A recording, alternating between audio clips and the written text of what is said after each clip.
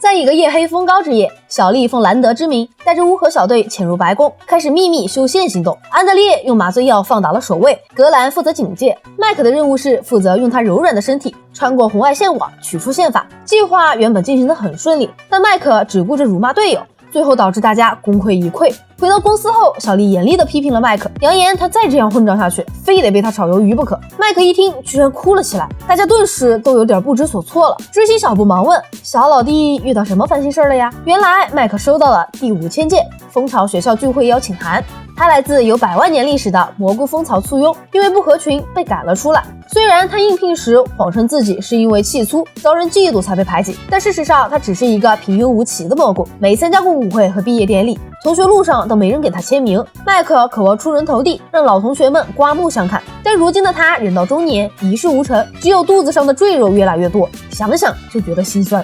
在他们这一族的文化里，簇拥就是地位的象征。听到这里，热心肠的小布表示，同事们可以伪装成麦克的簇拥，帮他在同学聚会上挣回面子。所谓簇拥是一种蘑菇心灵婚姻，他将心灵结合在一起，让大家的言行完全一致。琪琪吐槽说，就和饭圈追爱豆的脑残粉一样。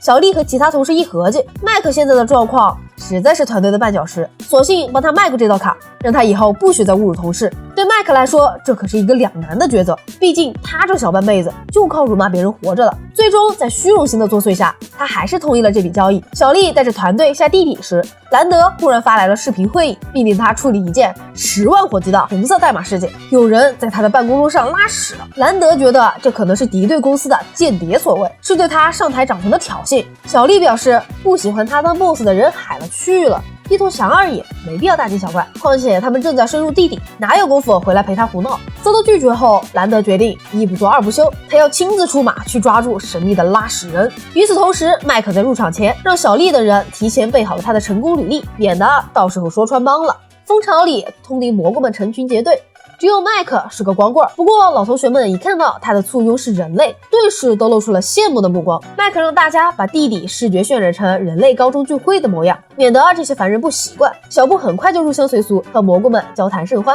不愧是交际小达人。安德烈对这个置换蘑菇发源地很感兴趣，格兰对这个老毒虫同事很是鄙夷，表示自己是遵纪守法的美国人，这辈子没碰过蘑菇。安德烈便偷偷在格兰的酒里下了点猛的。麦克这边正和当年的校花搭讪，昔日的校霸就凑上来挑衅他。看来蘑菇的高中也和普通美国高中一个德行。麦克让小丽等人帮他搭腔吹牛，还让他们组成人类宝座，以彰显自己的性支配地位。小丽心里很不爽，这笔交易就是为了让麦克不再侮辱他们。可现在麦克却蹬鼻子上脸了呀！麦克辩解说，做戏要做全套，只要帮他顶过这一关，回去让他当牛做马都行。小丽也只能暂时忍了。坐上人类宝座的麦克成为了聚会上最靓的仔，校长还当众点名表扬他。曾经的麦克因为心灵能力太强，能够读到别的蘑菇的想法，因此受到了同学们的排挤。在毕业典礼上，他也是唯一拒绝跟蜂巢融合的蘑菇，但过去的这些污点都被他如今的成就掩盖过去。校长向他颁发了最师进步奖，麦克高兴麻了，从一个废柴到被社会认可，这是多么巨大的改变呀！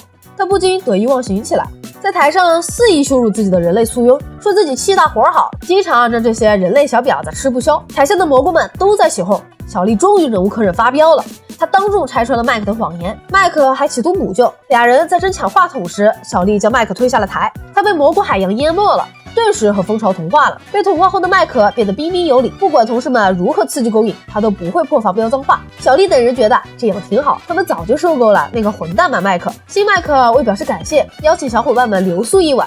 另一边，兰德为了抓出拉屎人，开始在公司审讯员工。飞蛾人因为偷灯泡惨遭解雇。就在兰德开人开到手软时，突然发现办公室画像背后竟然有一条隐秘的通道。很显然，这就是拉屎人的藏身之处。兰德马上给自己搞了一套探险装备，独自钻进去逮人。密道入口很狭窄，但里面却越来越宽。最后，兰德发现了一间暗室，纸箱子桌上还摆着饭菜：蟑螂鱼子酱、老鼠塔塔、皮鞋酸汤。没想到这拉屎人吃的还挺精致。兰德忽然察觉到背后有动静，他回头一瞧，正撞见流浪汉模样的JR，这下算是破案了。JR从波西米亚树林逃脱后，本来想逃回自己的别墅，但长袍人已经将他的房产全部剥夺，到处都是长袍人的眼线。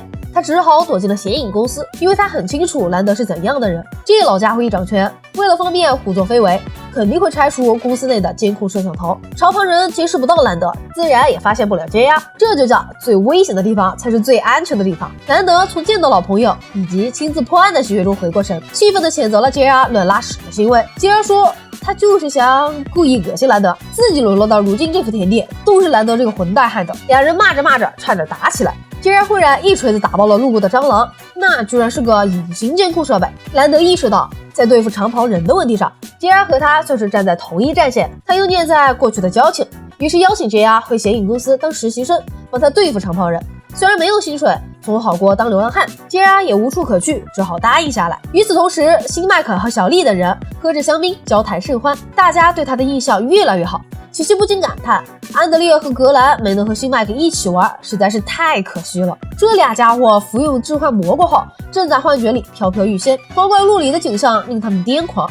说到一半时，他们忽然看到了有关蘑菇蜂巢的过去。蘑菇蜂巢是心灵伞菌的一种，几百万年前，他们搭着小行星来到了地球，并扎根于土地，开始茁壮成长。在一次偶然的巧合下，早期猿猴吃下了蘑菇蜂巢，结果蘑菇会影响精神的效果，解锁了猿猴的高级意识。猿猴一步步进化成了地球的主宰，他们不停地吃蘑菇，成为了威胁蘑菇生存的天敌。蘑菇们被迫躲进地底生活，他们对人类充满了憎恨，梦想着有一天能卷土重来，颠覆人类社会。看到这一幕，安德烈和格兰吓得清醒了过来，赶紧抠嗓子眼把蘑菇吐出来。与此同时，小丽和新麦克结束谈话后，心里忽然产生了怀疑，他记不起喝香槟之前的事了，大家是如何来到这栋豪宅里的？就在这时，他注意到自己身上长了恐怖的血泡，吓得忙去找同事们，却发现小布在厨房的攀岩墙上乱爬。小丽恍然大悟，他们并没有去麦克的豪宅，现在仍旧待在蘑菇蜂巢里。新麦克的声音再度响起，小丽的人被困在了一个幻想世界，这样做是为了帮他们减轻孢子生长过程中的痛苦。蜂巢的计划是侵入小丽一行人的思维里，了解人类，寻找弱点，最终将人类世界彻底颠覆。小丽忙劝麦克收手，但麦克的意识现在蜂巢集体意志，他们这下处境非常危险。不久，格兰和安德烈也被扔进了囚笼里，望着大伙儿满身的血泡，还以为他们也嗑药嗑多了。小丽对现在的情况很沮丧，她本来是想让麦克变得不那么混蛋，现在他却变成了极权主义的宗教狂徒。安德烈犹豫了片刻，坦言他其实更怀念以前的麦克，天天互相对喷，吵吵闹闹，虽然有点烦人，但也挺有意思的。小丽忽然想到了让麦克变回去的办法，那就是大家一起喷他，逼他摆脱蜂巢集体意识来还嘴。新麦克再次来探监时，小丽等人摆开阵仗，轮流等麦克的黑料羞辱他，说他偷偷对着速冻水饺自摸，只是一个没人爱的外星小跟班。麦克最后恼羞成怒，摆脱了蜂巢束缚，彻底释放本性，把同事们挨个点名痛骂一番。小丽等人从未像今天这样，听着麦克的辱骂还很高兴。蜂巢劝麦克回心转意，何必跟自己讨厌的团队待在一起呢？麦克吐露心迹，表示自己并不讨厌这个团队，他的辱骂正是对同事们爱的表现呀，混蛋！麦克将自己的孢子散播出去，所有的蘑菇都受到了刺激，从蜂巢中解脱，恢复了个性。蘑菇入侵人类的阴谋算是胎死腹中。经过此事后，格兰成为了安德烈的毒友，麦克利用自己的新声线去当电台主播，可惜他本性难改，还没正经几句就开始飙烂话。以上就是阴谋办公室第2季第3集的全部内容，下期咱们接着讲。感谢观众朋友们的关注和支持。